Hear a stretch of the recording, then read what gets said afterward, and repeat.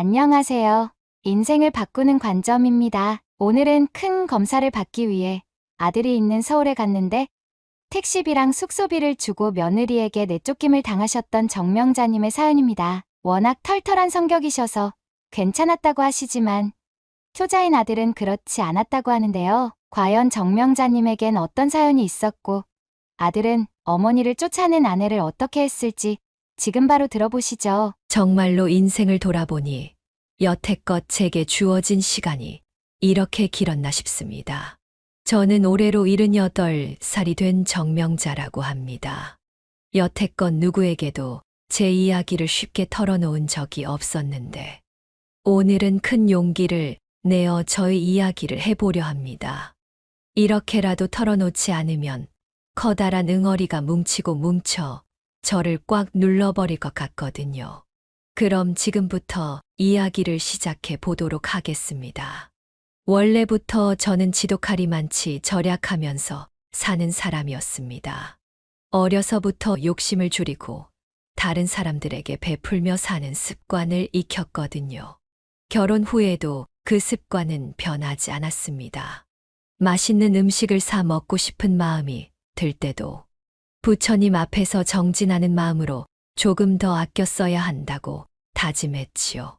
남편은 이런 저를 보며 가끔 유난을 떤다고 이야기를 하기도 했지만 그래도 어릴 적부터 해왔던지라 쉽게 습관을 버릴 수가 없었습니다. 저희는 결혼 후 아들 하나를 낳았고 정말 남부러울 것 없이 행복하게 지냈습니다. 하지만 불행히도 남편이 갑작스러운 사고로 세상을 떠난 뒤 저 혼자 어린 아들을 키워야 했습니다. 믿고 의지하던 사람이 사라진 충격이 컸지만 시간이 흐르자 오히려 정신이 번쩍 들었습니다. 무조건 아이를 굶기지 않고 건강하고 행복하게 잘 키워야겠다는 일념 하나로 다시 일어섰어요. 마냥 슬퍼하고만 있기에는 책임져야 할 가족이 있었으니까요. 그렇게 시작한 것이 바로 이 구멍가게예요. 동네 어귀에 자그맣게 가게를 차리고 생필품 몇 가지를 놓은 채 무작정 팔기 시작했죠. 처음에는 파리만 날렸지만 마을 사람들이 드나들며 간단한 음료나 라면, 비누나 세제를 사가면 저는 그 돈을 쓰지 않고 꼬박꼬박 모았습니다. 제 얼굴이나 몸을 단장하거나 맛있는 것을 먹는 데에는 단 한 푼도 쓰지 않고 오직 아들을 위해서만 투자했어요. 중학교, 고등학교 가면서부터 육성회비를 내는 것도 만만치 않았지만 저는 기도하는 마음으로 조금도 아깝지 않게 돈을 쓸 수 있었습니다. 우리 아들은 나보다 훨씬 더 넓은 세상을 볼 수 있도록 해주자는 것. 그것이 제가 살아가는 이유였어요. 아들이 제 기대 이상으로 공부를 잘해 주었을 때 저는 가슴 깊은 곳에서 벅차오르는 감사함을 느꼈습니다. 시골 구멍가게에서 번 얼마 되지 않는 돈으로 모든 걸 다 견뎌내는 건 힘들었지만 그래도 아들을 위해서는 돈을 빌려서라도 모든 걸 다 해줄 수 있었어요. 호성이 엄마 너무 아들한테만 돈 쓰는 거 아니야? 호성이 엄마도 옷도 좀 사고 머리도 좀 볶고 해야지. 벌써 몇 년째 비슷한 옷만 입고 신발도 다 떨어져가지고 그게 뭐야? 괜찮아요. 우리 아들이 행복해질 수만 있다면야 전 뭐든지 다 해줄 수 있어요. 그리고 떨어진 신발 신고 다니면 어때요? 걷고 뛸 수만 있으면 된 거지. 저승 갈 때 돈 싸가지고 갈 거야? 한번 사는 인생 화장품도 좀 이쁜 거 써보고 시집도 새로 가고 해야 할 거 아냐? 나는 살면서 호성이 엄마처럼 자기한테 돈 아끼는 사람 본 적이 없어. 아주 지독한 구두쇠야. 동네 사람들은 저를 보며 지독하다며 고개를 내저었지만 저는 제 삶에 불만이 하나도 없었습니다. 부처님께서도 마음이 정직하고 간절하면 길을 열어주신다고 하셨으니 그 말을 믿고 열심히 살기만 했어요. 이런 저의 바램을 전해받은 건지 아들은 말썽 한 번 피우지 않고 공부를 열심히 해서 결국 명문대에 장학금을 받고 진학했고 졸업 후 얼마 지나지 않아 큰 회사에 들어갔다가 나이가 들어서는 회사까지 세우게 되었습니다. 일개 사원에서 회사의 대표가 된 것이었죠. 저로서는 그저 묵묵히 절약하고 기도를 드리면서 아들을 위해 살았을 뿐인데 아들이 크게 성공해 준 것이 감사할 따름이었습니다. 아들은 성공을 하고 나서부터 꾸준히 저를 설득하기 시작했어요. 어머니, 이제 시골 떠나서 저랑 같이 살아요. 저 생각보다 넓은 집에 살아요. 저희 집으로 오시면 며느리가 해주는 따뜻한 밥도 드실 수 있고 손주 재롱도 매일매일 보실 수 있는데. 아니야. 그래도 사람이 살던 곳에 계속 살아야지. 시골 쥐가 도시로 올라가면 밟혀 죽기 마련이잖니. 여기 생활이 훨씬 편하다. 그런 말이 어디 있어요. 어머니, 이제 연세도 생각하셔야 하고 또 마을에 사람도 하나둘씩 줄어들어서 구멍가게 찾아오는 손님들도 많이 안 계시잖아요. 시골에서 할 수 있는 것보다 서울에서 할 수 있는 게 더 많기도 하고요. 그러니까 저랑 같이 사셔요. 네. 괜찮대도. 그리고 너 지윤 어멈 의견은 물어보고 나랑 같이 살자고 하는 거냐? 시어머니랑 한 지붕 아래서 살맛대고 살고 싶은 며느리가 세상 천지 어딨겠어. 에이, 어머니. 지윤 엄마는 달라요. 제가 어머니랑 같이 살지 않을래 하고 물어보면 단번에 좋다고 말할 거려? 물어는 받고 쓸데없는 소리 하지 말고 엄마는 여기서 사는 게 좋으니까 이제 그 말 그만 꺼내. 저는 아들이 서울살이를 하자는 제안을 해도 쉽게 수락할 수가 없었어요. 나고 자란 이곳이 제 인생의 전부이기도 하고 시골에서 오랫동안 살아오면서 생긴 정 같은 것도 무시할 수가 없었거든요. 그리고 몇 안 되는 마을 사람들이 언제 찾아와도 필요한 물건을 살 수 있게끔 하고 싶었습니다. 작은 마을에 물건을 구입할 수 있는 건 저희 구멍가게가 유일했으니까요. 사실 장사를 한다기보다는 마을 사람들과 인사를 나누며 하루를 보내는 것이 더 좋았다고 볼 수 있었습니다. 그렇게 아무렇지 않게 살아가던 어느 날, 제 몸에 문제가 생겼다는 것을 느끼게 됐어요. 이상하게 소화가 안 되고 배가 아파오는 겁니다. 밥을 먹을 때마다 이런 현상이 나타나더라고요. 처음에는 단순히 밥 먹은 게 얹힌 줄 알고 소화제만 먹고 넘어갔는데 갈수록 그 통증이 심해지는 겁니다. 하루 이틀 버티다 보니 가슴도 답답해지고 불편해서 결국 3시간을 기다려 버스를 타고 읍내에 있는 의원에 들러 의사 선생님께 진료를 받았습니다. 의사 선생님, 저 그냥 단순한 배탈이지요. 이거 나이가 드니 소화기관도 약해진 건지 요즘 들어 음식을 먹어도 소화가 잘 안 되고 배가 아프더라고요. 어머님, 우선 정밀 검사를 좀 받아보셔야 할 것 같은데요. 요즘 소화가 잘 안 되신다고 하셨죠? 복통도 있으시고 설사나 그런 건 안 하셔요? 네, 설사는 안 하는데 뭐 심각한 문제가 있을까요? 늙으면 다 이러는 거 아닌가?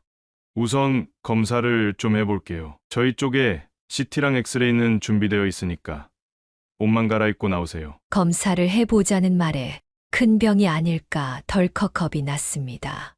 하지만 최대한 마음을 다잡은 후 저는 의사 선생님이 시키는 대로 옷을 갈아입고 검사를 진행했어요. 그리고 검사 결과를 확인한 의사 선생님은 어두운 표정으로 제게 큰 병원으로 가라고 말씀해 주셨습니다. 소견서를 써줄 테니 서울에 있는 대학병원으로 가보라고 말이죠. 그 말에 심장이 뚝 떨어지는 것 같은 느낌을 받았습니다. 제 몸에 뭔가 문제가 생겨도 단단히 생겼다는 걸 알게 됐거든요. 무슨 병인지는 듣지 않아도 대충 알 수 있을 것 같았습니다. 진료가 끝나고 천천히 병원을 나서는 길에 아들에게 이 사실을 어떻게 알려야 할지 고민이 됐습니다. 남편이 세상을 떠난 후부터 시작해서 여지껏 나이를 먹는 동안 아들은 제가 조금만 아파도 과하게 신경을 쓰곤 했었거든요. 그런데 문제가 생겨서 큰 병원으로 가야 한다고 이야기를 하면 분명히 호들갑을 떨면서 과한 반응을 할 것이 눈에 뻔히 보였습니다. 일도 제대로 하지 못하면 어떡하지 하는 걱정이 되기도 했지만 그래도 전달을 해야 할 건 해야 한다고 생각했기에 조심스럽게 아들에게 전화를 걸어 오늘 있었던 일에 대한 이야기를 전했습니다. 어머니, 그러니까 진작에 제가 서울로 올라오라고 말씀드렸잖아요. 서울에 올라오셔서 사셨으면 이렇게 고생하실 일도 편찮으실 일도 없었을 텐데 정말 저 속상하게 하실 거예요? 아니, 나는 정말 단순히 소화불량인 줄만 알았지. 뭐 큰 문제가 생긴 줄 알았겠니? 내가 참다 병원에 갔는데 그렇게 말을 하시더라고. 어머니, 안 되겠어요. 제가 내일 당장 모시러 갈게요. 짐 싸놓고 기다리고 계세요. 아니야. 너 일도 해야 할 텐데 바쁜 사람 붙잡고 그러고 싶지 않다. 차라리 기차를 타고 올라가마. 요즘 기차 잘 되어 있잖아. 그럼 제가 기차표 끊어드릴 테니까 내일 그거 타고 올라오세요. 기차역에 마중 나와 있을게요, 어머니. 그래도 생각했던 것보다 크게 화를 내거나 걱정을 하지는 않아서 다행이라 생각했습니다. 그리고 정말 얼마 지나지 않아서 아들은 KTX 기차표를 끊어줬어요.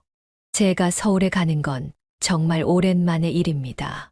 아들의 결혼식을 서울에서 했었거든요. 그때 이후로 한 번도 서울에 갈 일이 없었는데 이렇게 가다니 기분이 조금 그렇긴 했지만 그래도 오랜만에 아들과 손주, 며느리를 볼 생각에 조금은 설레기도 했습니다.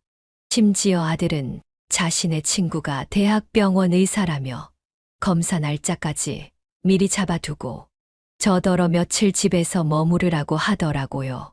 평소 같았으면 거절을 했겠지만 이번에는 몸이 아파서 가는 거니까 못 이기는 척 그렇게 하기로 했습니다. 문제는 기차를 타고 내려가는 날 아침에 일어났어요. 어머니, 급하게 해외 출장이 잡히는 바람에 제가 오늘 모시러 가지는 못할 것 같아요. 정말 죄송해요. 모처럼 올라오시는 건데 대신 와이프한테 어머니 모시러 가 달라고 부탁했어요. 아마 서울역 도착하시면 마중 나와 있을 거예요. 어머, 그러니? 오늘 출근 안 한다고 하던. 네, 오늘 마침 쉬는 날이라 제가 부탁 좀 해놨어요. 와이프랑 병원 가셨다가 검사 받으시고 맛있는 것도 좀 드시고 집에 가서 쉬고 계셔요. 내일 되면 다시 돌아가니까 가자마자 어머니 뵈러 갈게요. 알겠다. 조심해서 다녀오고. 어쨌든 저는 예정대로 집 문을 잠가두고 읍내버스를 타고 KTX 역으로 이동했습니다. 가슴이 두근거리더라고요. 너무 오랜만에 기차를 타니 표를 어떻게 확인해야 하는지도 잊어버리는 바람에 영무원님께 물어 겨우 열차에 올랐습니다. 다행히 자리에 앉으니 생각보다 편안해서 이러다 깜빡 잠들겠다 싶더군요. 서울까지 가는 시간도 이전보다 훨씬 짧아져서 예전 같았으면 몇 시간을 차로 달려야 했을 길을 2시간여 만에 도착할 수 있었습니다. 그리고 서울역에서 내렸을 때 저를 기다리고 있던 며느리를 만날 수 있었습니다. 며느리의 얼굴에는 피곤한 기색이 역력해 보였지만 그래도 저를 보면서 환하게 웃어주더군요. 어머님, 오시느라 많이 힘드셨죠? 짐 주세요. 제가 들어드릴게요. 그래, 오랜만이다, 아가. 그런데 너 안색이 왜 이렇게 안 좋니? 어디 아파? 아니요. 어제 야근을 했더니 조금 피곤해서 그래요. 우선 제 차에 타셔서 병원부터 가셔요, 어머님. 병원이랑 많이 안 떨어져 있어서 금방 갈 수 있을 것 같아요. 그렇게 저는 며느리가 운전하는 차를 타고 서울에 있는 대학병원에 도착했는데 세상에 웬걸요. 사람도 엄청 많고 건물도 무지막지하게 넓고 큼직해서 길을 찾기도 버거웠습니다. 다행히 며느리가 이곳저곳 알아보며 접수 창구를 찾아가니 제 이름과 예약된 검사 목록이 이미 준비되어 있었습니다. 저는 그때부터 피검사니, 초음파니, CT 촬영이니 별별 검사를 다 받았습니다. 누워서 기계 소리가 크게 들려올 땐 조금 겁이 나기도 했습니다. 하루 종일 이런저런 검사를 이어가니 저도 기운이 빠져서 중간중간 쉬어가기도 했습니다. 아들에게 전화를 걸어볼까 싶기도 했는데 해외 바이어를 맞이하느라 정신이 없을 테니 전화 한 통 걸기도 괜히 미안하더라고요. 그래도 며느리가 함께 있어 주기에 다행이다 생각했죠. 문제는 모든 검사를 마치고 나와서 화장실에 들렀을 때 터졌습니다. 보리를 보고 화장실 거울을 보면서 가방 안을 정리했는데 분명히 가방 속에 넣어뒀던 지갑이 보이지 않는 거예요. 저는 순간 너무 당황해서 여기저기 주머니를 뒤졌지만 지갑은 나오지 않았습니다. 그 안에는 돈이 좀 들어있고 신분증 같은 것도 함께 들어있었는데 지갑을 잃어버린 게 확실해지는 순간 그 자리에서 머리가 하얗게 변했습니다. 무의식적으로 지갑을 꺼내다가 다른 곳에 두고 온 건 아닌지, 검사를 받으면서 서류를 꺼냈을 때 같이 빠진 건 아닌지, 이런저런 생각이 스쳐 지나갔습니다. 원래 사람 많은 곳에서 물건을 잃어버리면 찾기가 쉽지 않다는데, 그럼 이건 어떻게 해야 하나 싶은 마음에 눈앞이 아찔해졌습니다. 그래도 일단 정신을 차리고 며느리에게 연락해야 할 것 같아 허둥지둥 전화기를 꺼내 전화를 걸었어요. 아가, 큰일 났다. 지금 지갑이 없어졌는데 어디서 잃어버렸는지 도통할 수가 없구나. 네. 어머님, 잘 찾아보셨어요? 응. 가방을 다 까뒤집어서 찾아봤는데도 지갑만 없어. 참, 이게 발이 달렸는지. 난 지갑을 꺼낸 적이 없는데 이게 대체 어디로 갔는지 모르겠다. 어떡하니, 아가? 너 지금 어디 있어? 어머님, 제가 일단은 급한 일이 있어서 집에 왔거든요. 잠시만요. 제가 나중에 다시 연락드릴게요. 며느리는 급하게 전화를 끊었고 저는 발을 동동 구르고 있었습니다. 동시에 며느리에게도 괜히 짐을 안겨준 것 같아 미안한 마음도 들었습니다. 그와 동시에 역시 대도시에선 예기치 못한 일이 생길 수 있구나 싶었어요. 시골에서는 가게 문을 열어둬도 물건을 잃어버리는 일이 잘 생기지 않는데 이곳은 사람도 많은 데다가 사람들이 모두 바쁘고 또 이래저래 걸어 다니다가 부딪히는 사람들까지 많으니 한숨이 절로 나오더라고요. 그렇지만 이왕 서울에 왔고 검사도 다 받은 상황에서 남은 건 지갑을 어떻게 찾느냐였는데 며느리가 잘 도와줄 거라 믿으며 마음을 놓으려 노력했습니다. 그리고 잠시 후 며느리에게서 다시 전화가 걸려왔습니다. 어머님, 우선 제가 택시비라도 보내드릴게요. 잃어버리신 지갑은 솔직히 좀 찾기 힘드실 것 같아서 계좌번호 좀 불러주시겠어요? 응, 택시를? 아니다. 굳이 뭐하러 돈을 써. 그냥 버스 타면 되니까 돈 쓸 생각 마라. 어머님 교통카드도 없으시잖아요. 가지고 계신 돈도 없으실 거면서. 그러지 마시고 그냥 택시 타시고 계좌 불러주세요. 이따가 집 오실 때쯤 연락 주시고요. 뭔가 며느리의 말투에서 엄청난 피곤함과 귀찮음이 묻어나는 것 같았지만 저는 애써 그 기분을 외면한 채 며느리에게 계좌를 불러줬습니다. 이윽고 며느리는 문자로 집 주소와 함께 돈을 보냈다는 문자를 보내왔어요. 저는 택시 창으로 스쳐가는 서울 풍경을 보며 마음을 편안하게 먹으려고 노력했습니다. 비록 지갑은 잃어버렸지만 결국 일이 잘 풀렸고 며느리도 이렇게 세심하게 배려해 주니 참 고맙더라고요. 그래도 이왕 서울에 온 김에 손주 얼굴도 보고 아들이랑 며느리와 좋은 시간을 보내고 가야겠다 싶었습니다. 하지만 택시가 아파트 단지 앞에 도착했을 때부터 뭔가 안 좋은 예감이 들었습니다. 그리고 그 예감은 놀라울 정도로 맞아 떨어졌어요. 현관문 앞에서 초인종을 아무리 눌러도 며느리가 문을 열어주지 않는 겁니다. 분명히 집에 있을 것 같은데 외출을 했나 싶어 초인종을 누르고 계속 기다리던 그때 인터폰이 켜지고 며느리의 목소리가 들려왔습니다. 어머님 오셨어요?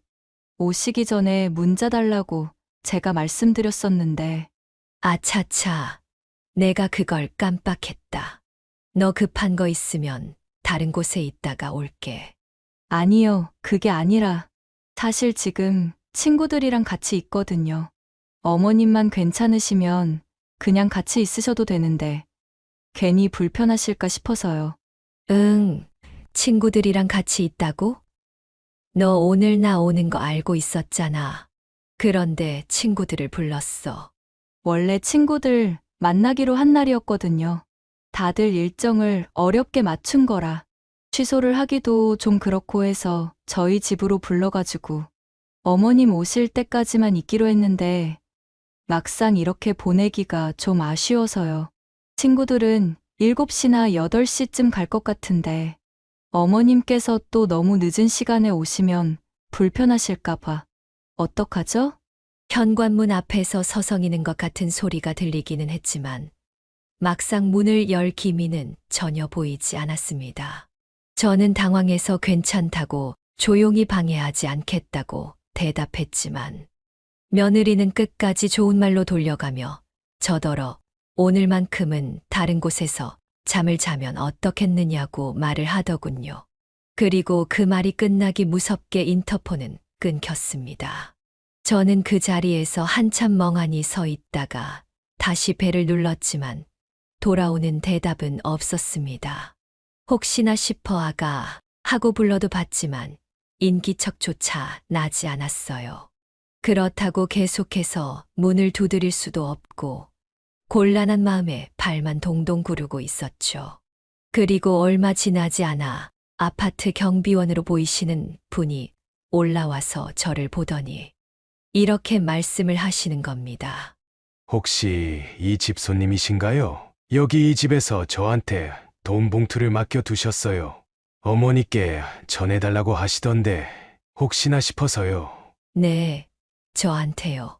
저는 그 말을 듣고 순간 눈앞이 아찔해지는 것을 느꼈습니다. 돈 봉투를 경비실에 맡겼다는 것부터 이해가 가지 않았지만 저를 이 집에 아예 들어오지 못하게 하려는 건가 하는 생각도 들면서 가슴이 쿵 내려앉는 것을 느꼈습니다. 저는 황망한 마음에 아무 대꾸도 못하고 봉투를 받았습니다. 안을 열어보니 약간의 현금이 들어있더군요. 아마도 택시비나 숙박비 정도의 금액인 것 같았습니다. 저는 머리가 하얘지는 것을 느꼈습니다. 차라리 대놓고 당장 내려가라고 말이나 해주던지 아니면 처음부터 병원으로 데려다 주지를 말던지 이게 대체 뭐 하는 짓인가 싶었습니다. 수십 년 동안 가게를 운영하면서도 한 번도 느끼지 못했던 모멸감, 억울함, 서러움 같은 게 가슴에 치밀어 올라오기 시작했습니다.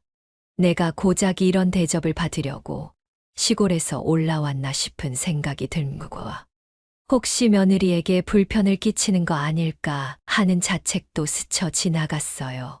저는 단지 아들이 원하는 대로 아들네 집에서 하룻밤 묵고 힘겨운 검사 때문에 지친 몸을 좀 쉬고 싶었을 뿐인데 며느리는 친구들과 있다는 이유로 집에 들어오지도 못하게 막다니 당장 아들에게 전화를 걸고 싶었지만 그래도 일을 하고 있을 걸 생각하면 아들에게 전화를 거는 것도 민폐라고 생각했습니다.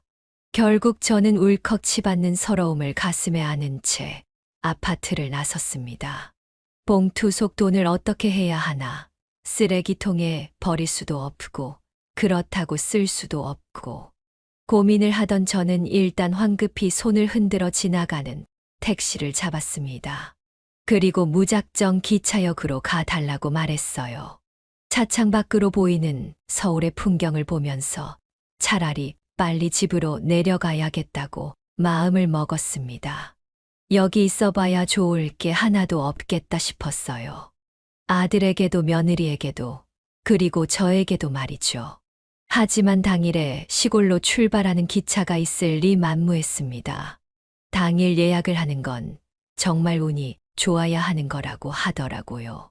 예약한 자리가 취소되었을 때나 나오는 거라 오늘 당장 시골로 내려가는 건 불가능에 가까운 일이었습니다. 게다가 시간대도 하루에 4번밖에 운행을 하지 않는 노선이라 더더욱 갈 수가 없었습니다. 서울 지리가 빠삭하지 못했던 저는 지나가는 사람들을 붙잡고 노인 혼자 묵어도 괜찮은 숙소가 어디인지 묻기 시작했어요. 오늘 시골에서 내려왔는데 사정이 있어서 다른 숙소에 묵어야 해요. 근데 내가 시골 사람이라 서울을 잘 몰라서 혹시 노인네 혼자 묵어도 괜찮을 만한 숙소가 이 근처에 있을까요? 조금 거리가 떨어져 있어도 괜찮고 가격이 비싸도 상관없어요. 아, 어르신, 죄송해요. 저희도 서울 사람이 아니라서 괜찮은 곳이 어디인지는 잘 몰라서요. 지나가는 사람들을 하나씩 붙잡고 물어도 다들 모른다는 대답만 할 뿐이었습니다. 또는 무척이나 비싼 호텔을 추천해 주기도 했어요. 결국 저는 한참 동안 서울역 의자에 앉아 꼼짝도 하지 않고 가만히 넋을 놓고 있었습니다. 아들은 정말 정신없이 바쁜 건지 제게 문자나 전화도 한 통 하지 않았고 저도 아들에게 먼저 연락을 하지 않았어요. 아니, 하지 않았다기보다는 하지 못했다는 게 더 맞는 말이겠죠. 그렇게 얼마간의 시간이 흘렀을까? 누군가 제게 다가와 말을 걸었습니다. 역을 관리하는 분이신 것 같았어요. 열차들이 다 끊겼고 이제 셔터를 내릴 거니 저보고 이만 나가라고 하시더라고요. 그 말을 듣자마자 퍼뜩 정신을 차리고서 허둥지둥 짐을 챙겨 밖으로 나갔습니다. 이미 시간은 자정을 훌쩍 넘겼더라고요. 대체 어디를 가야 할까 고민했는데 다행히 역 근처에 찜질방 안내판이 보이길래 여기라도 들어가 몸 좀 뉘어야겠다 생각하면서 찜질방으로 향했습니다. 건물 안으로 들어서니 청춘들이 왁자지껄 떠드는 소리, 드라이기 돌아가는 소리가 뒤섞여 들려와서 어지러운 느낌이 들었습니다. 어서 오세요. 몇 분이세요? 한 명이에요. 저는 경비원으로부터 건네받은 현금 봉투에서 딱 찜질방을 이용할 정도의 금액을 꺼내 결제를 했습니다. 탈의실에서 또다시 허둥대며 사물함 열쇠를 찾느라 애를 먹은 끝에 저는 찜질복으로 갈아입고 구석에다 매트를 깔고 누웠습니다. 주변 사람들은 다들 각자 휴대폰을 보거나 얘기하느라 바쁘고 저를 쳐다보는 이는 거의 없었어요. 그러니 눈물을 참지 않아도 되겠다 싶어 손수건을 입에 물고 조용히 울었습니다. 어쩌다가 이렇게 된 건지 참아왔던 서름이 한꺼번에 밀려와 저를 덮쳤습니다. 저는 그저 아들을 보고 며느리와 손주와 즐거운 시간을 보내는 김해 검진도 받고 싶었던 것뿐이었는데 상황이 왜 이렇게 됐는지 정말 너무 속상하고 서럽더군요. 어둑한 찜질방 천장의 조명 아래서 저는 자꾸만 제 가게가 떠올랐습니다. 그 작고 허름한 가게가 오히려 얼마나 편안하고 따뜻했는지 새삼 깨달았거든요. 분명 지금 이곳은 굉장히 따뜻한 곳이었음에도 불구하고 마음 한쪽은 더없이 춥고 텅 빈 기분이었습니다. 저는 찜질방 한 구석에서 모로 누워 흐릿한 잠에 빠져들었다 깨어나기를 몇 번이나 반복했습니다. 낮 동안 받은 정밀검사와 지갑 분실 소동, 그리고 아들의 집에서 겪은 황당한 문전박대가 머릿속에서 엉켜 떠나지 않았거든요. 저는 다 필요 없고 그저 아들의 목소리를 듣고 싶었습니다. 그렇게 잠을 뒤척이던 순간 휴대폰 벨소리가 요란하게 울렸습니다. 이 새벽에 전화를 걸 사람이 없는데 싶어 급히 번호를 확인해 보니 전화를 건 사람은 다름 아닌 아들이었어요. 저는 아들이라는 두 글자를 보자마자 벌떡 일어나 주변 사람들에게 미안하다며 양해를 구한 뒤 조용히 통화 버튼을 눌렀습니다. 응, 아들. 아직 안 자고 있었어. 아, 죄송해요, 어머니. 한국은 지금 이 시간에 새벽이겠네요. 문자를 드린다는 게 전화를 누르는 바람에. 아니다. 엄마 아직 안 자고 있었어. 일은 잘 끝났니? 네, 일 잘 마무리됐어요. 그런데 왜 저한테 문자나 전화 한 통 없으셨어요? 저는 일하는 동안에도 어머니 연락 기다리고 있었는데. 너 일하고 있을까봐 괜히 방해될 것 같아서 안 했지. 엄마 지금 찜질방에 있어. 네. 아니, 왜 찜질방에 계세요? 아이, 그냥 오랜만에 서울 올라온 김에 혼자 구경도 좀 하고 따뜻하게 몸도 좀 지지고 싶어서 왔지. 별 이유는 없으니까 너무 걱정하지 않아도 된다. 그게 무슨 말씀이세요? 분명 집사람은 어머님 지금 주무시고 계신다고 했는데. 아니다. 어머니 계시는 찜질방 이름 좀 알려주세요. 제가 내일 한국 돌아가니까 공항 도착하자마자 바로 모시러 갈게요. 아니야. 정말 그러지 않아도 돼. 엄마, 내일 다시 시골 내려갈 거야. 빨리 말씀해 주세요. 저 지금 엄청 화났으니까. 화가 난 듯한 아들의 목소리에 저는 고민을 하다가 간신히 입술을 떼어 찜질방 이름을 말해줬고 어떻게 된 영문인지 조심스럽게 사정을 털어놓았습니다.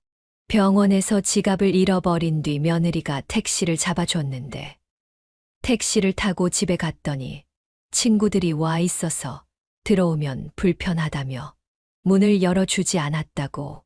그리고 며느리가 경비원을 통해 돈을 전달해 놓았고 저는 갈 곳이 없어 그 돈을 받고 서울역 근처 찜질방에 머물고 있다고 말이죠. 제 이야기를 들으면 들을수록 아들의 숨소리가 거칠어지는 게 느껴졌습니다. 다음 날 오후쯤 아들은 정말 찜질방으로 저를 찾아왔습니다. 밤샘 비행으로 지쳐 보이는 얼굴이었지만 저를 보자마자 달려와서 와락 끌어안아 주더군요. 그 순간 참았던 서러움이 올라와 어린아이처럼 엉엉 울어버렸습니다. 아들은 제 어깨를 토닥이며 이제 괜찮다고 말해줬어요. 그 괜찮다는 말이 얼마나 든든하게 들렸는지 모릅니다. 찜질방에서 나온 후 저는 아들의 차에 올라탔어요. 오랜만에 타는 아들의 차였습니다. 아들은 제 손을 꼭 쥐고 진심으로 제게 사과했습니다.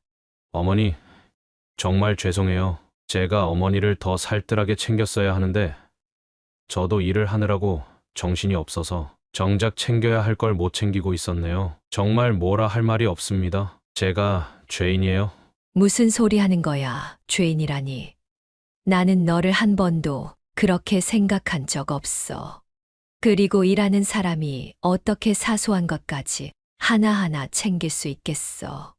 엄마는 정말 괜찮아. 한국 와서 제일 먼저 이 엄마한테 달려와 준 것만으로도 나는 너무 고맙고 감사해. 그리고 엄마가 부탁이 하나 있는데 들어줄 수 있겠니? 네, 뭐든 말씀만 하세요. 집에 들어가더라도 지윤 어멈한테 너무 뭐라고 하지 말아라. 엄마는 너희 싸우는 거 보고 싶지 않으니까. 그건 제가 알아서 할게요. 이거 그냥 넘어갈 수만은 없는 문제라는 거 어머니도 잘 알고 계시잖아요. 그 부탁만큼은 들어드리기 힘들 것 같아요, 어머니. 죄송합니다. 아들은 화가 나도 단단히 난 것 같았습니다. 그리고 차를 몰고 집으로 가는 동안에도 말을 한마디도 하지 않았어요. 그렇게 20분 정도를 달려 아파트 단지에 들어섰고 아들은 잔뜩 굳은 표정으로 엘리베이터를 타고 올라갔습니다. 저는 처음 보는 아들의 모습에 살짝 겁이 나 다시 한번 아들을 침착하게 달랬어요. 아들은 아무 대답도 하지 않은 채 무거운 발걸음을 옮겼습니다. 저도 그 뒤를 따라 복도로 들어섰죠. 그리고 도착한 현관문 앞에서 아들은 도어락 비밀번호를 거칠게 누르며 문을 열어젖혔습니다. 대낮이었음에도 거실 불은 환하게 켜져 있었고 며느리는 소파에 다리를 꼬고 앉아 휴대폰을 보다가 놀란 얼굴로 이쪽을 쳐다봤습니다. 아들은 집 안으로 들어서자마자 큰 소리로 소리를 질렀어요. 당신 도대체 뭐 하는 사람이야? 나 없다고 집에 친구들을 부르는 것도 모자라서. 시골에서 기차 타고 오신 어머니를 내쫓아. 그것도 친구들 때문에? 여보 언제 왔어? 왔으면 왔다고 연락이라도 좀 해주지. 당신이 어제 밤에 분명히 나한테 뭐라고 했어. 어머니 집에 오셨고 지금 주무시고 계신다고 했지. 왜 거짓말했어? 어머니가 자주 오시는 것도 아니고 어쩌다 한번 올라오시는 건데 우리 어머니보다 그깟 친구들이 더 중요했던 거야? 며느리는 한껏 당황한 기색이 역력했지만 이내 표정을 바꾸며 저를 본 척도 안 하고 아들에게 변명을 늘어놓기 시작했습니다. 그 모습을 보니 제 마음 한쪽이 또 다시 무너져 내리는 것 같았어요. 그래서 한마디도 얹지 못하고 그저 아들과 며느리의 대화를 지켜볼 수밖에 없었죠. 미안하다는 말보다 본인이 한 행동을 변호하기 바쁜 며느리가 참 한심해 보였습니다. 그리고 소란스러운 분위기에 자다 깬 손주가 방문을 열고 나오는 걸 본 저는 조심스럽게 손주에게 다가가 손주의 귀를 막았어요. 안 좋은 말은 듣게 하고 싶지 않았거든요. 당신 좀 침착하게 내 얘기 좀 들어봐. 그냥 어머님이 오해하신 거야. 친구들이 온 건 맞지만 나는 어머님을 집으로 모시려고 했어. 그런데 어머님이 불편하다고 자기는 다른 곳에서 주무시겠다고 했다고. 내 잘못 아니란 말이야. 그래? 그렇단 말이지. 그럼 경비 아저씨한테 돈 봉투 전해달라고 한 건 어떻게 설명할 건데? 그것도 한번 해명해 보시지. 그건 내가 어머님께 직접적으로 용돈 전해드리면 안 받으실 것 같아서 그런 거야. 그래, 100번, 아니 1000번 양보해서 당신 생각이 그랬다 치자. 그런 거 같았으면 차라리 좋은 숙소라도 좀 잡아드렸어야 하는 거 아니냐? 어머니 어디 계셨는 줄 알아? 서울역 옆에 있는 찜질방에 계시더라. 나 보자마자 어린애처럼 엉엉 우셨어. 어머니 마음이 어떠셨겠어? 생각이나 해봤어, 당신. 며느리는 계속해서 소리를 지르는 아들을 바라보며 인상을 찌푸렸고 아들은 손주의 귀를 막고 있는 저를 잠시 돌아보고는 한숨을 쉬곤 거실 중앙에 걸어둔 커다란 액자를 짚어 보였습니다. 거기엔 아들, 저, 손주, 그리고 며느리와 함께 찍은 가족 사진이 걸려 있었어요. 아들은 떨리는 목소리로 말을 이어나갔습니다.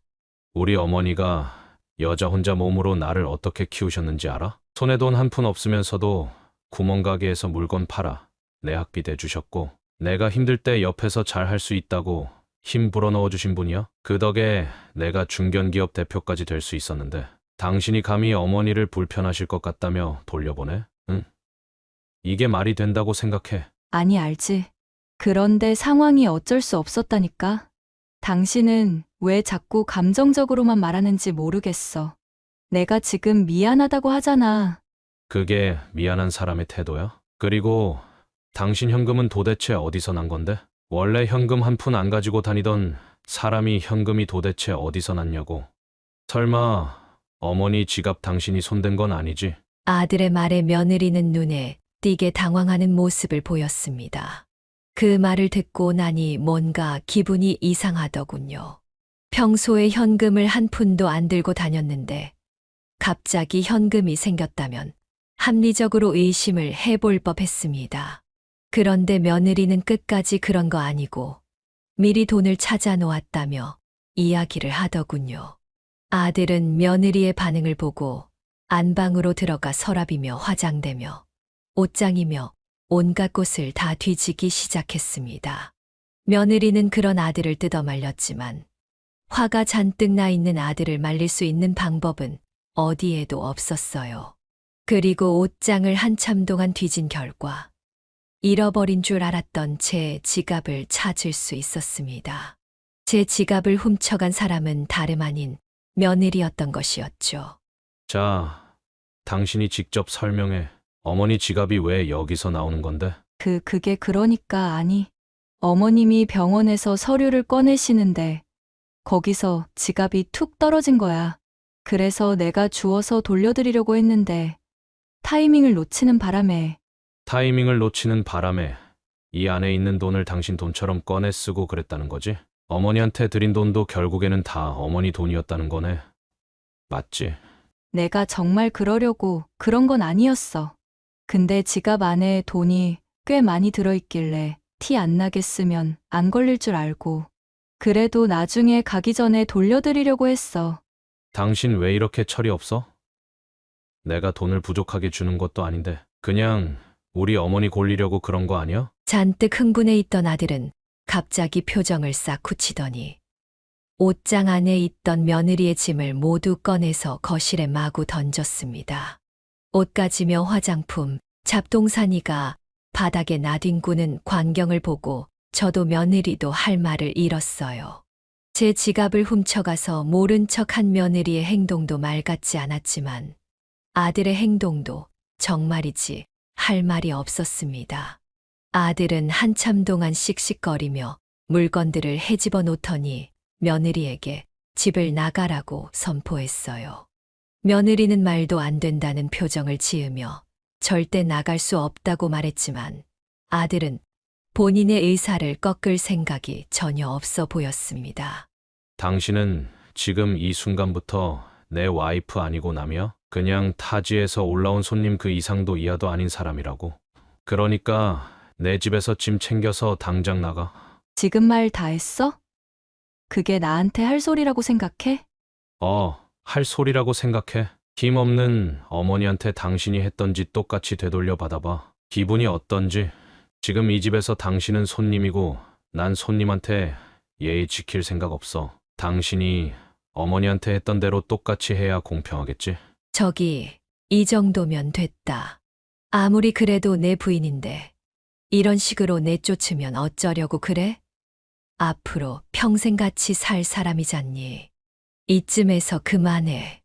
어머니, 지금 마음 약해지시면 안 됩니다. 저 사람이 뭘 잘못했는지 스스로 깨닫지 못하면 언젠가 또 이런 일이 반복될 거예요. 그리고 반성을 안 한다면 결국 갈라서는 게 답일 수도 있겠죠. 한참 동안 울먹거리던 며느리는 본인의 주머니에서 휴대폰을 꺼내 들고는 누군가에게 전화를 하려는 듯 했습니다.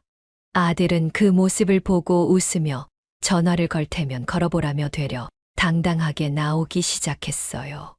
아들의 말을 들어보니 항상 부부싸움을 하고 나면 사돈어른이나 사부인에게 전화를 걸어 하소연을 하는 게 버릇이라고 하더군요.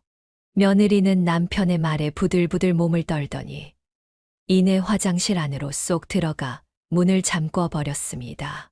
그리고는 한참 후 화장실에서 나오더니 흐트러진 머리로 고개를 떨군 채 가방에 자기 물건을 마구 집어넣기 시작했습니다. 아들은 그런 며느리를 차가운 시선으로 지켜보다가 이내 입을 열었어요.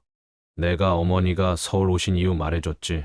병원에서 검사를 받으셨는데 서울에 있는 큰 병원으로 가서 검사 받으라고 하셨대. 그래서 오신 거라고 내가 분명히 잘 좀 챙겨달라고 부탁하고 갔잖아. 그런데 내 부탁 하나 들어주는 게 그렇게 힘들었어.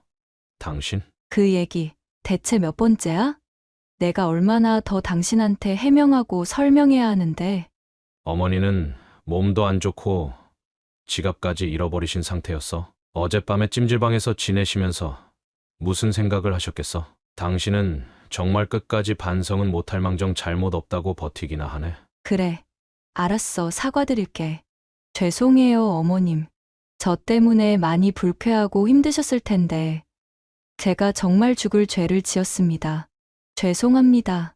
아니, 이제 와서 사과해봤자 늦었어. 당신은 어머니가 겪은 만큼 당해봐야 정신 차려. 아니, 그래도 정신 못 차리겠지만 나갈 때 지갑 두고 나가.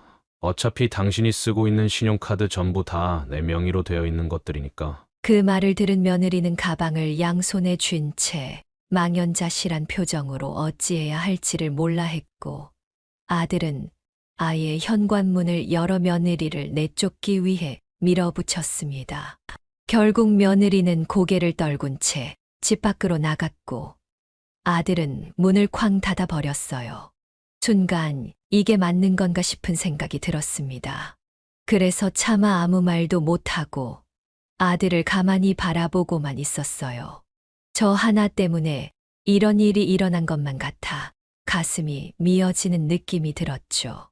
그 사건 이후로 아들은 몇 날 며칠을 며느리 없이 집을 지키다가 제 컨디션이 조금 회복되자마자 저를 다시 고향으로 데려다 주었습니다. 사실 저는 서울에서 검진 결과를 기다리며 잠시 더 머무를 수도 있었지만 아들도 편히 마음을 추슬러야 할 상황이었고, 무엇보다 가게가 계속 비어 있으면 안 된다는 생각이 들었기에 시골로 돌아갔어요. 아들과 저는 차 안에서 정말 많은 이야기들을 나눴습니다. 그냥 검사 결과 나올 때까지 저희 집에서 지내시면 좋을 텐데 결과는 며칠 뒤에 나온다고 했거든요. 장사하는 사람이 가게를 너무 오래 비워두는 것도 안 좋아. 안 그래도 우리 마을 사람도 많지 않고 물건 하나 사려면 읍내까지 나가야 하는데 나 하나 돌아오기만 목 빠지게 기다리고 있을 거야. 제가 나중에 검사 결과 나오면 다시 모시러 갈게요. 큰 문제는 없을 거니까 너무 걱정하지 마시고요. 그래. 그리고 저 호성아, 지윤 어머니랑 어지간하면 잘 풀어. 부부가 너무 오래 냉전인 것도 안 좋은 거 알지? 네, 그 부분은 저희가 알아서 잘할게요. 어머니는 몸만 신경 쓰세요. 며느리가 집에서 쫓겨나다시피 나가고 난 이후 계속해서 마음이 쓰였습니다. 말 같자는 이유로 저를 집에 있지 못하게 한 며느리이기는 했지만 그래도 사람 맘이라는 게 그렇잖아요. 괜히 신경이 쓰이고 거슬리고. 하지만 아들은 지금 당장은 며느리를 용서해 줄 생각이 없는 것 같았습니다. 그래서 저도 더 이상 아무 말 하지 않고 아들과 작별하고서 다시 집으로 돌아왔습니다. 그리고 며칠 후 아들에게서 전화가 걸려왔습니다. 저의 검사 결과를 알려주기 위함이었죠. 다행히 큰 병은 아니었습니다. 궤양이 생긴 거라면서 약만 꾸준히 먹으면 나아질 거라고 하더군요. 그 말을 듣자마자 제 가슴에 얹힌 돌덩이가 훌쩍 사라진 느낌이었습니다. 사실 별거 아니라고 생각하고 있었지만 그래도 걱정이 됐었거든요. 아이고, 그래도 별일 없다 하니 참 다행이다. 그나저나 지윤 어머니랑은 잘 화해했니? 엄마가 계속 신경이 쓰이더라고. 아직이에요? 어제 집에 들어오긴 했는데 갑방 쓰고 있어요. 그래도 집에 들어오기는 했나 보네. 미우나 고우나 가족이고 부부니까 지윤이를 생각해서라도 잘 풀어봐. 내 말 따라 너가 나를 너무 챙기니까 아내로서 꼴보기 싫었을 거야. 내가 어머니였더라도 똑같았을 거다. 결국에 너 힘들 땐 아내밖에 옆에 있을 사람 없어. 그러니까 잘해. 저는 아들에게 진심을 담아 조언했고 아들은 머쓱하게 웃으며 그러겠다고 했습니다. 그렇게 시간이 지난 어느 날 오후 가게에 앉아 있는데 문득 가게 밖에서 조용한 발소리가 들려오는 겁니다. 뭐지 싶어서 나가보는 순간 저는 깜짝 놀라고 말았어요. 문 밖에서 들려오던 발소리의 주인공은 다름 아닌 아들과 며느리였기 때문이었죠. 며느리는 고개를 푹 숙인 채 쭈뼛쭈뼛 제게로 걸어오고 있었고 아들은 팔짱을 낀 채로 저희 두 사람을 바라보고 있었습니다. 이게 대체 무슨 상황인가 싶었어요. 너희가 여긴 어쩐 일로 왔어? 어머님께 진심으로 사과드리고 싶어서 왔어요. 제게 사과를 하기 위해 찾아왔다는 며느리의 말에 뭐라고 대꾸를 해야 하나 싶었습니다. 사실 저는 그동안 생활을 하는 게 바쁘고 정신이 없어서 그걸 다 잊고 살고 있었거든요. 그래도 저한테 사과를 하고 싶다고 하니 일단 들어와서 이야기를 나누자고 했습니다. 며느리는 아들의 눈치 한 번, 제 눈치 한 번을 보다가 가게 안으로 조용히 들어왔고 이내 아들도 따라 들어왔습니다.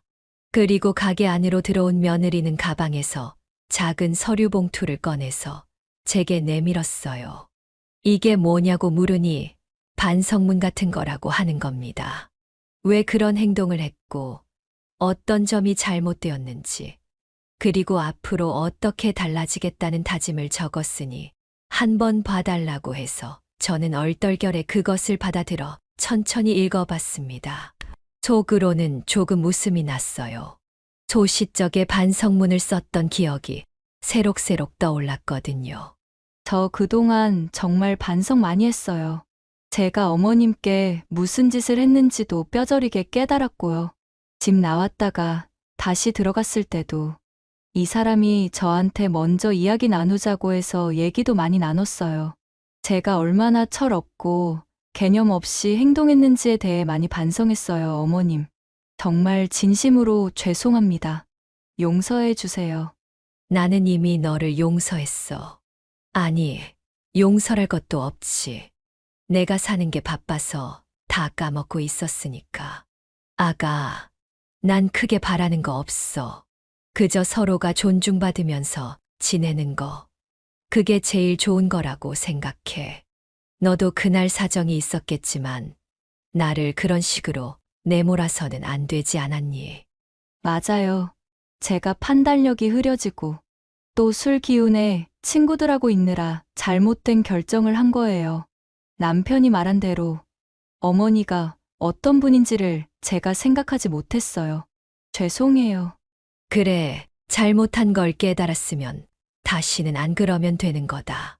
그렇게 저희 세 사람은 그날의 앙금을 완벽히 털어냈습니다.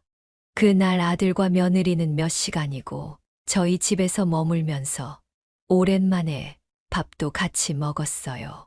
비록 고기 반찬은 없었지만 두 사람은 아무 내색 없이 맛있게 밥을 먹어줬고 저도 오랜만에 아들 내외와 편안하게 대화를 했습니다.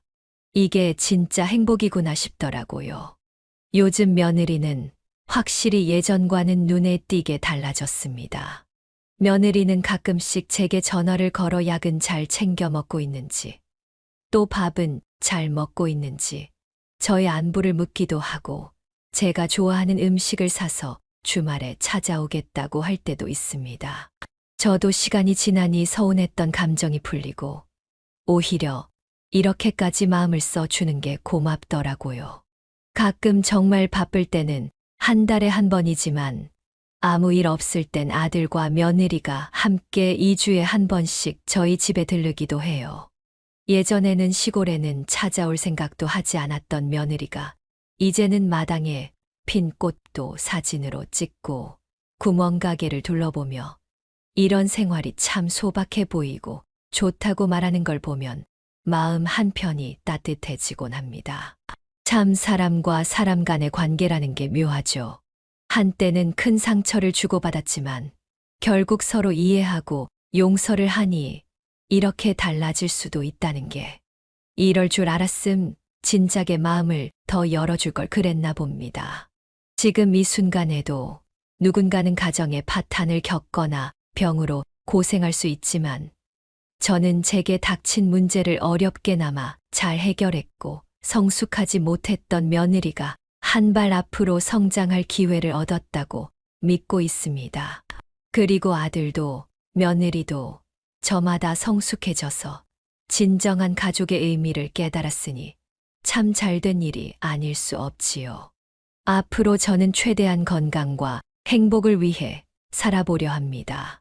저희 아들과 며느리와도 잘 지내볼게요. 저희 사연을 끝까지 들어주셔서 진심으로 감사드립니다. 꽃 피는 봄이 찾아온 만큼 여러분의 마음에도 꽃이 활짝 피어나시기를 바랍니다. 네, 오늘 이야기는 어떠셨나요? 오늘 이야기를 듣고 어떻게 생각하시는지 어머님, 아버님의 생각을 댓글로 공유해주세요. 저는 또 다른 사연으로 찾아뵙겠습니다. 좋아요, 구독,